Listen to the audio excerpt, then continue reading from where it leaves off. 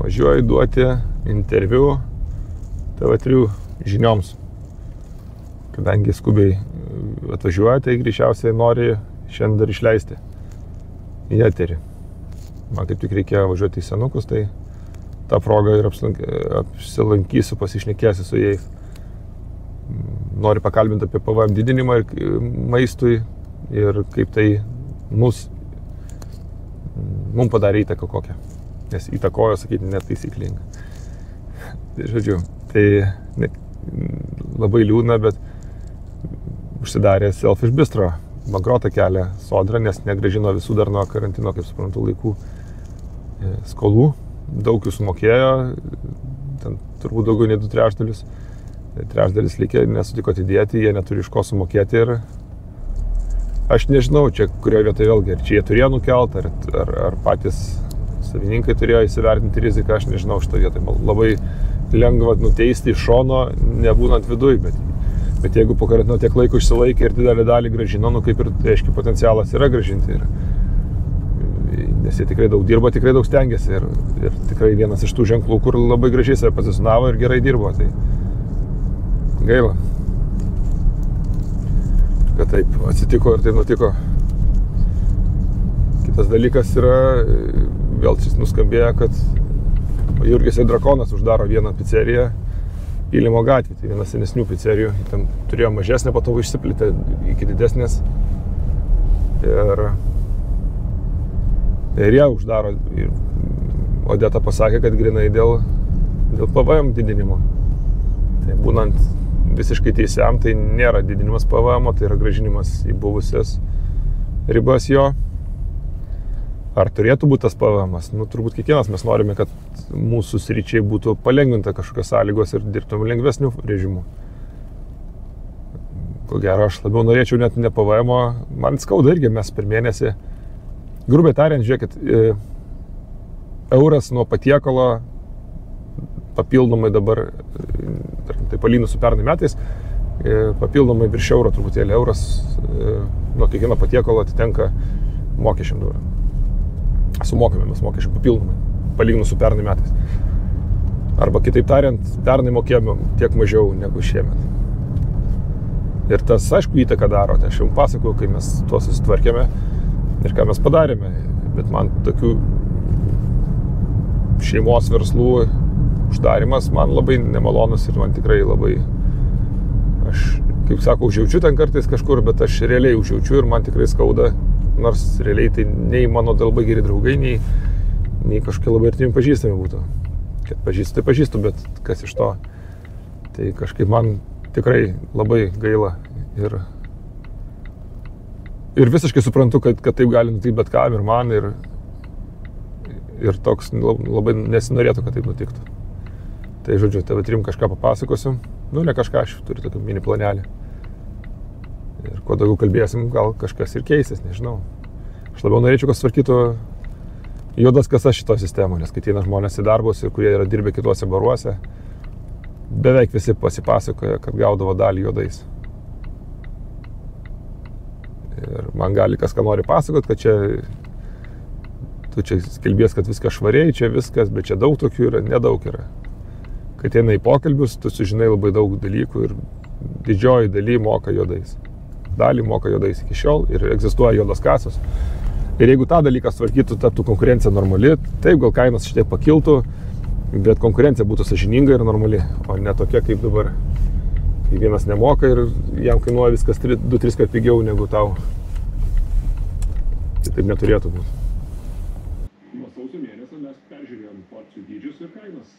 Tai tikrai pasikoregavom, pasikeitėm iš karto. Kai kurios kainos nukrito eurų, nes sumažinant porciją daugiau negu, jeigu, 3 gabalai dėlį mėsos įeina, tai palikom, 2, tai tada ta kaina nesumažėjo šiek tiek. Verslas neslėpia, kad gyventojai pastebėjo pokyčius, didesnės kainas atsakė didesnių taupymų. Ką tikrai galim pastebėti, tai kad mažiau valgo. Jeigu ateina į barą, tai dažnai norėtų pavalgyti. Ir oficialiai. Vėl autobuse, vežu pilną autobusą daiktų į Molėtus. Stovim garsą, kaip gerai veikia garsas, puiku. Žodžiu, važiuoju, vežu daiktus į Molėtus, nes ten sandėliuoju krūvą daiktų, tai prisirinko per metus gal paskutinis turbūt, ne, gal mažiau truputėlį. Ne, pusę metų turbūt. Prisirinko gana daug daiktų ir reikia juos išvežti iš namų. Tuo pačiu vežu dėl to, kad noriu atsivežti tik baldų iš lauko. Tai prie Bilaiko padėsiu jau staliukų su kėdėm. Dar ten pagražinsim terasą, kai čils orai, kai galim bus sodinti kažkokius augaliukus. Bet jau galim bus atsisėsti. Jeigu duos saulės daug ir šilumos, kokį 15, tai jau tam bus kėdės ir bus galima atsidėti. Ir nebus taip šalta. Tai va, tai šiandien dienos planas toksai. Vakar dirbau už baro iki vidurnakčio. Dirbsiu ir ketvirtadienį, penktadienį, tai kas į Bilaiką norit užsukit. Būsiu ketvirtadienį, penktadienį nuo pat pradžios iki galo. Wow, kaip bėgelio norisi, kad jūs žinotumėt. Dėl midaus gamyklos pasirodo, kai nori, tai gali paskaičiuoti, kiek reikia valstybė kompensuoti už tai, kad ant jos žemės statai arba rekonstruoji. Nu ir paskaičiavo. Tai paskaičiavo 7000 eurų. Kosmosas. Įdomu yra tai, kad mes rekonstruojam, reiškia, seno pastato vietoje statom naują, plotas užstatomas sumažėja. Ir vis tiek nuo to nepriklauso, ar sumažėja plotas, priklauso kiek procentų. Kompensuoja. Šį vakarą statym paskaičiau, pasinagrinėjau, yra skylė palikta, kur mes netinkam nei vieną iš tų variantų, nei 5, nei 10% kažkur tarp jų. Bet kompensacija yra ne nuo užstatomų ploto, o nuo viso ploto arba dalies, jeigu įmanoma nustatyti, jeigu yra nustatyta. Kas tas yra nustatyta, nieks nežino. Ar tai yra palikta vieta piktnaudžiavimo, ar kažkas kažkur kitoje vietoje prašyta, kur aš neradau. Aš nežinau. Tai dabar aiškinsimės, kas tas yra, jeigu nustatyta. Tegu išaiškina mums, tegu pasako, kas tai yra, nes 10% mokėt, tai nuo sklypo vertės yra kosmosas. Yra 700 eurų yra sklypo vertė popieriuje. Tai yra registrų centro dokumentuose, bet realybė yra daugiau nei 2 kartus didesnė. Jeigu norėčiau pirkti, tai kainuotų virš 150 000. Tai nusipirkęs už tokią sumą neturiu tiek pinigų, bet jeigu nusipirkčiau, tai ką aš daryčiau po to tą žemę, aš nieko statyti negaliu, nes neturiu iš ko statyti. Ir tada vėl reikia krūvos pinigų, kad norint kažką statyti. Tai va, taip ir gyvenam. Dabar neaišku, ką dabar aiškinsimės, ką tas reiškia, jeigu statyta ir ar įmanoma kažką sumą susimažinti, nes 7000 eurų yra kosmosas kiek daug. Tik už tai, kad tau leidžia statyti seno pastato vietą ir rekonstrukciją atlikti. Nu, tikrai absurdas. Aš suprantu, naują užstatinėjai, tai viskas okei yra, čia taisyklės. Čia nelabai suprantu. Pasakau, kaip planuojamės terasą daryti Trakų gatvėje, išsipirkti parkavimo vietą ir kiek tai kainuoja. Užpildėm prašymus ir sulaukėm atsakymo. Sako, atsakymas labai trumpas yra. Dėl didelio užimtumo parkavimo vietų tome rajone leidimo terasai jums neišduosime. Viskas.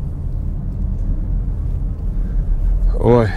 Nu, susinervinu, aišku, normalu, bet yra keli dalykai, kurie mane telpa galvoti. Pirmas dalykas, aš tą parkavimo vietą ne dovanų gaunu, o aš ją išsiperku. Tas pats lygiai kaip bet kuris kitas gyventojas galėtų išsipirkti tą parkavimo vietą, lygiai tom pačiom sąlygom ir tai kainuoja, jeigu neklystu, 525 eurai vien parkavimo vietos išpirkimas ir tada dar savivaldybė moki už lauko kavinę ant tos išpirktos parkavimo vietos. Kas irgi nelogiška, nes jeigu aš išsipirkau parkavimo vietą, jinai kaip ir mano tampa, tai aš kaip ir savo teritoriją galiu sakyti, ką nori.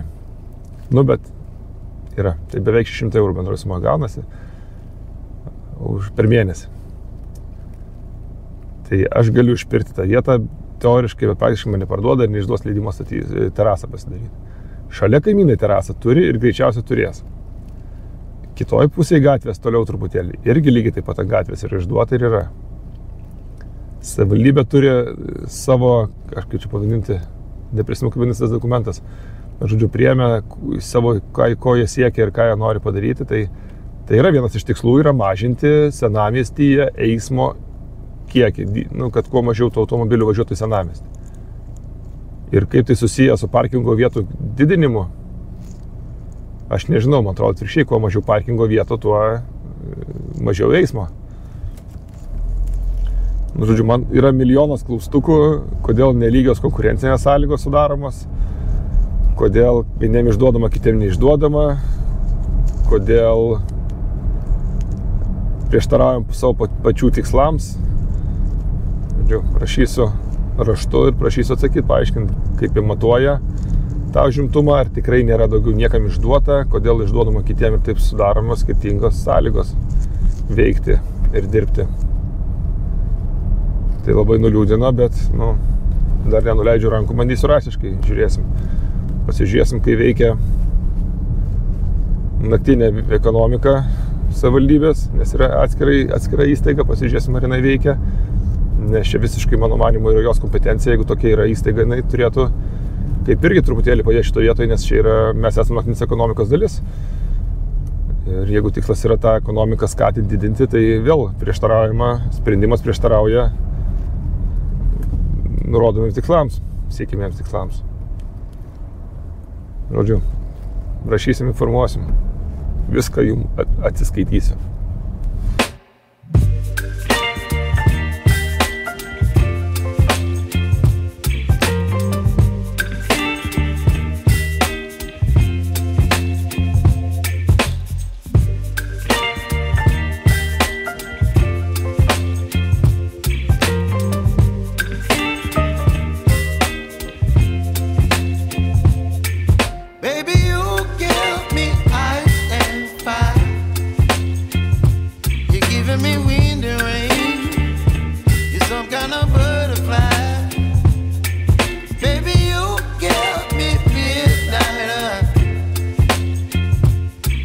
My appetite, don't leave me here.